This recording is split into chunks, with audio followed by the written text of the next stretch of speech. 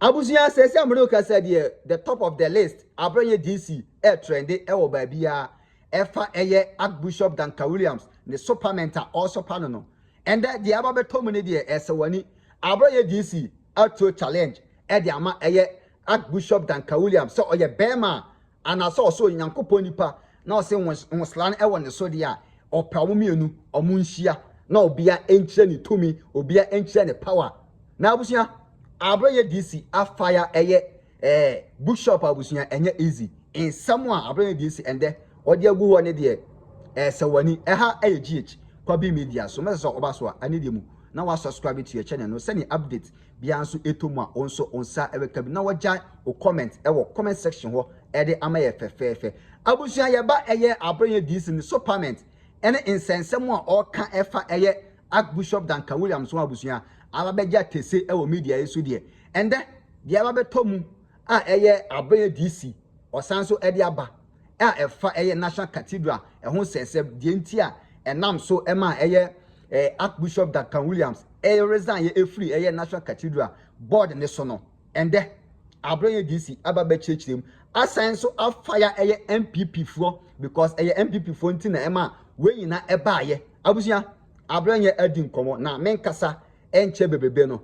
yentie de Abronye DC o kan nyina ye ne ye sai yatikru oman mu ha no Duncan Williams onye the head of the Christian community NPP for muntie ne ye na ye pe obi mana ye head of the Christian community in Ghana. Duncan Williams doesn't qualify to be the head of the Christian community in Ghana near the kind. And MPP for someone Santias money microphone. MPP 8 years microphone man to man Toby. And this MPP leadership no, it's a shame. MPP 8 years microphone man to man Toby. But when and this national programmer among hand system, they have their own machine among hand and this. That is how the NDC will be a serious political party. NDC in your program, at the chair MPP by national conference, on high machines. NDC in high machines. NDC was studio will be, Mimi studio will be, NDC will be. Oh my friend, NDC 360. And to say, NDC.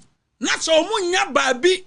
Radio station radio to even their own members radio stations are more opportunity and this nankasa set it up and this 360 eshedanum nti anytime bia and this person omokasa no obi ya na eko MPP microphone kura mu ni bi enti me kan Duncan William asem na se moko issue statement say na MPP na kan you are getting it wrong. You doesn't own even a microphone to even talk about the studio. MPP me mama tiase and the leadership no microphone cry you doesn't own a microphone to talk about studio. Continue. You have no right to issue a disclaimer. I find me program me yawa how. You have no right. Continue. Money locals, money any mandate. Continue.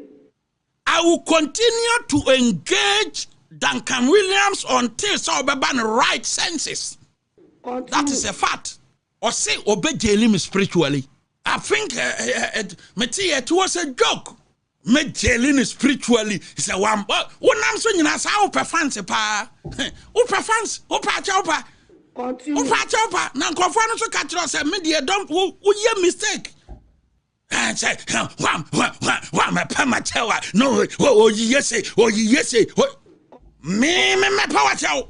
Continue. Near the kind. Duncan Williams, on the head of the Christian community and unqualified. Na Church of Pentecost head they were I had the Duncan Williams, so my head of the Christian community. Methodist Bishop, the general overseer of the Methodist Church of Ghana, also Duncan Williams, and I'm recognized or no yet the head of the Christian community on what capacity? Baptist Church leadership also Duncan Williams, Roman Catholic Church. Archbishop of Noma, and I said Duncan Williams, head of Christian community, said Yabenti, Presbyterian Church of Ghana, moderator, Mose Duncan Williams, the head of Christian community, a revered pastor, one him fan. So who's running so Babompire Kunwa, me nsura adaka mu da se mo suro se mo enei na ma send me WhatsApp message ade Duncan Williams ye ne de ye nim se on pe MPP fo asem but ye be ye ne den ukwa on beka say you attacking the church at the pledge before abeka tell say Abronye attack mo oye one man person what na sorry gisika die je wa one man churches o Ghana ha omo ye niema papa e de boa omo time political party bi omo nyi wo mani enye say yen time political party bi some people for mo yara yire free musuro say mo beka 2023 immediately after the flag bearer elections no ono ene ko tweet ye ono ne ko potu o Facebook say enti Ghana ye ba benya Muslim president ya na Duncan Williams did that and na ko a me kun de me ko me stop a obi ba ka say Mr. Duncan Williams me Mr. Duncan Williams for what say wo ya asore ba na say ya ka Duncan Williams say ho na ko asore te say Fredo Ware kan ye na fa be wo so and Fredo Ware wona na wo frefre party leadership say they should take action wo frɛ me ka tro say ye bogus call ye bogus. Take action against who? Oh, take action. Now, me try me show action. And I'm on nipa money ni diri no. O ma mo frefra mo no mo take me for action ho ben. Action na have me NPP action against me no. That's some me my brabo. And they cannot stop me. Me say Duncan Williams dey me ni wo issue because we hypocrite. And na NPP for mo be hu. Mo me say meeting ben no call ya. One panyin kese pa e wo Ghana ha panyini pa e ko ya ono Duncan Williams ene panyini no yusu one car ena de course am meet mu misa no and people for mu misa no na mo no mo ye nkura mo ye hu mu sa mo ye nkura because ne akoso bia no madam nim wo mo course am meeting no 25 pastors and ministers of God and almost select omo across the nation all kon on sa panim pa no omo tena ka ba kum Duncan Williams mo misa no and somewhere nyina me to akono so panyin pa na me ka no all kon no police security bia anka ho mumia no nam ne driver na tena ka no mam ko sia sa pastors no selected agenda no ye simple say panyin pa no ba enti yam one no onko biem. Continue. Because yeah juma etiyamwa no na onsane nkobiem na 2028 no osevua kokoduru ayi 2032 na okọ Duncan Williams we are part and parcel of that meeting. You arrange the meeting to talk about the third term agenda. When our arrange here, you invited these pastors to the meeting. Mukoye no the agenda ne say e kwan ben so na mo be use mo pulpit na podium no mo preach a mo de be to ma sore manitim na akọ na amanfo ahu se e hu be nya se panyini ne sankọ ababiem e Ghana ha sofofo doors wo nso wo frɛ 25 pe wo ma maka ne de you describe them so say yeah mpanyimfo no ye can small churches ne they will follow because ye kasa e ye fana. That was what you said. In that menumre oso ye sofo panyina o ma menini nsia obetima kasa maja babra toba ayi ama ja toba brunum me nso metima kasa ama ja toba bu ba menini mienu me metima dum me de no ama babu na ye sede no sitie na sede esi de Duncan whether you can't do it because unye clean. Continue. Se to me wo hodia o ma menini nsia circle no bia metwa ehun nsia mikita babu mi onu so nkita babu onkasa maja nto babu me so makasa maja tom na mom ye wi a omunum no ye ba wi na obi babu ase obi babu so nsiye na me ntra challenge ma say ye nokura pa say na me na nkasa no wo ka say obejeli mi wo ayi spiritually enye jail bia no ane say wo kọ abosom no ho bosom no ho a wo kọ no wo kọ bosom ho because ni nyame tumi bia wo frema na ba me so. That is a fact because you are going to call your saint and other spirit free nyame and also the ba mani ma magu nanim ase flat because wo frɛ nyame ma ne ntie nti commanding ma wa sori ma ne ni wuni ma every na kọ no wa sori ma ne ni wuni say we are so powerful because I will tell him spiritually beyond say won crofo a would no mu diri no wo frɛ from mu betima ye bibia na o mbaba be ka kyerɛ say akwa no so wogya so mbaka no kra kyerɛ because obetua sika ma mbaka say ya wie o mu nwie hu me ka kyerɛ pray say me dia me nyame na ye clean ba wo dia nya clean that is a fact o Bible no a ekita wa wo di preaching no ano peja Bible no Sunday a ebai na kachire wa sore ma say Abronye say you had a meeting with 25 pastors. What the agenda to omutim say they should start preaching the third term bid.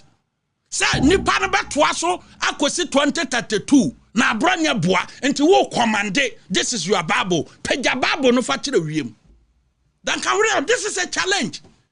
Obi antie me ye, I am challenging Duncan Williams say Peja Bible say on the pastors 25 NCIA. Emanen country almost say woman started term agenda no and preaching to o masore ma no na other churches in there such I suffer for 25 no woman na one voice o ma kai small boys nti no mo kasa e ye fana obia o wa sore wo ba bia no betie so ye mpanfo e won kran no e kasa nti no panyini we akasa di a ene ye mfa na kyese enipa no betuma komiensa Peja Bible say you never had that meeting. Peja Bible chira wiem say such a meeting no enye nokra da ankoso obabia Peja Bible chira wiem. That is a challenge. Amede man say Peja Bible say asofo 25 na wo from no. So mo mfirase enkasa na o ma maka no ye small betie no wo describe obi a wate na sori. Wo describe Pentecost ayi elder our control the congregation wo baby what describe on say wo kasa wo mo no dey small boys individual bia wa bia na sori na tumpon no wo ko meeting a wo ko hu dollar ntino wo si o se mo frase e kan individual na ono ate na sori na tumpon to say church like ebi akiri abosom na sori na ekoso no wo say mo kasa wo mo no de e small nto ombetie you gave them $10,000 wona agis kan cheye Peja Bible kira wiam say meeting wona pastors biansia na nya nokora say wona sa pastors ni siaye no after the meeting you gave them $10,000 to preach the third term agenda Peja Bible fa kira wiam Peja Bible fa kira wiam say wona panyini nkonko ye meeting say obetima kona obeboa no ma third term agenda na baso ana Peja Bible fa kira wiam na so Peja Bible no wia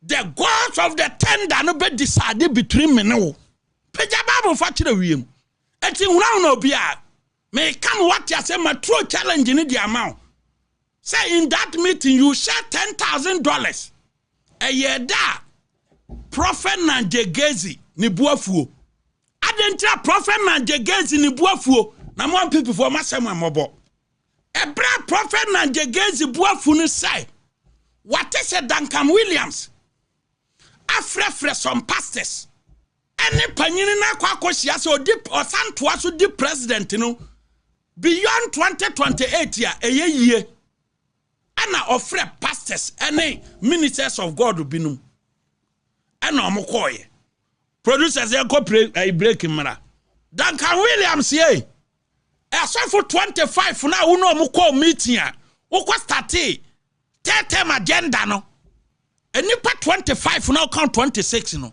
baako woma unim mene ni relationship na wo hu dada bia so beba meeting ni bi wo hu se ono ada wo hu da I'm promising you se wo hu da wo pa bo wi asempa ye nyina nyame nyi nkyerɛw me na me ka kyerɛw sa na me ye me deal asafofo 25 na wo fra wo mo no a wo ka ho 26 now ka say other churches in the omo ye small boys mo ka say ye fana omo betie no ba ko ni mini relationship me ana me finance ne master's degree in theology enyina throughout me na me finance ye e Israel me na me I finance it ne master's degree e ka na odi ba meeting ase no e ka na odi ba mumu meeting ase no me na me man 30,000 this one so kwato sa ka na odi ba meeting ase no unima me ka kire one asofofo na omfra wo mo no baako me na me finance ni master's degree in theology e Israel na wonhu so da wo be koma wonhu ni pakro so da dia wo be kan bia wo meeting na tetem agenda ne de meeting bia mo be ye bia no upon ya no odi dito bebrem enti sa so ye sofo a very pathetic and regrettable say the general secretary ebe issue letter say or you revered that we yimu ultimate time a political party be say sa party ni de na MPP for na me hu ne ha mo eniema Duncan Williams ye prior to the 2024 elections, you know, I say mo yara yire free yade, and you are afraid to talk about it. You didn't to or no? Energy jina mo say Nanado Danko Akufo-Addo. Upe omo influence Nanado Danko Akufo-Addo about the National Cathedral. Omo influence Nanado Danko Akufo-Addo Ghana ha about the National Cathedral. Duncan Williams number 1. Mupa munko bisa President Akufo-Addo. President Akufo-Addo will tell you say womo influence Nanado Danko Akufo-Addo to put up the National Cathedral. Duncan Williams number 1. Akufo-Addo onguye. Hwe na abetra krom ha na MPP na obetima hunu me MPP need ya ba obi antimi hunu obetima hunu the party leadership no omontra headquarters wo ba me dia me nya betra ha station ya me station nya party dia tima kama dwena kirawo ne wo ye nya meka kirawo nya MPP dia Abronye me station where ya me na me wife nko ade obi asika nim onu kro ya ma yi ni $20,000 ya ma no onye na de o se ma bufu am de na de be ma no na ba ya me nko am de a o ti ase ati mu ka pre ni ha o mo sura sa mo be kana sa mo ntena ho ba me de am pipint me stop me from speaking my mind any diabolic things you be here I pull me my brother na me pobia huna me Duncan Williams me tietia so ne bosom na obekwa no bosom na oso de me kwaso say obegele me spiritually ya bosom wa na wokọ bosom bia wa Ghana hasro me tietia so me dunsa guso ankoba bia you see wo ana unfru when say Nanado Danko Akufo-Addo wo mo tena table so munya idea about the National Cathedral we are number 1 Duncan Williams nana make us asem we are number 1 and Krofo Nanado Danko Akufo-Addo no mususu National Cathedral ho o ka say ya de papa na yem putu up no on pega babro nkasa meboa wo kwa ye die nipa na MPP for them mo bo say on be chinchim musa Continue. Because we are matnasi ahun say upe political party ye huna na ye yi a the new patriotic party. Continue. Tamana andisi for Kasatia National Cathedral no. Muti say Obika say is against the Christian community. Mo MPP for. Na montia ni ye. O influence Nanado wie ye no. Mo amu YouTube, mo amu Facebook, and TikTok. Nanado made Duncan Williams the board member or board chairman of the National Cathedral. Either the board chairman or board member of the National Cathedral. Or no Anna Duncan Williams. Or say moi tama and this if one efras ye de and a cathedral na Duncan Williams say ma resign. Say be ya MPP be ya unpopular no. Na in summer and this if work say oh cathedral no krono akoso no enti Duncan Williams no mo ko negotiate say me resign to confirm ne momo kano the National Cathedral na and this year one propaganda woman Duncan Williams ko year 1 say on resign ye nya asofufu binum ama mo hwe ya say nipa ode ne bai so resign dia ye nso ebekọ eno ne compelling is would anaba nom nyina ma so resign because of Duncan Williams diabolic agenda against the new patriotic party. Momo Duncan Williams last yi Okosia President Mahama after 2024 election. Muntie ni okai. Thank you, Mr. President.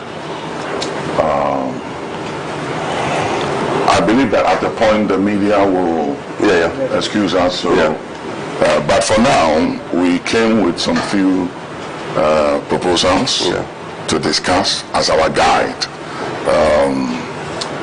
Most times when new presidents and government comes, thank you, Mr. President. I believe that at the point the media will excuse us. So, but for now, we came with some few proposals to discuss as our guide. Most times when new presidents and government comes, there's a very high expectations that high expectation that everybody has, and so we know that expectations have to be managed,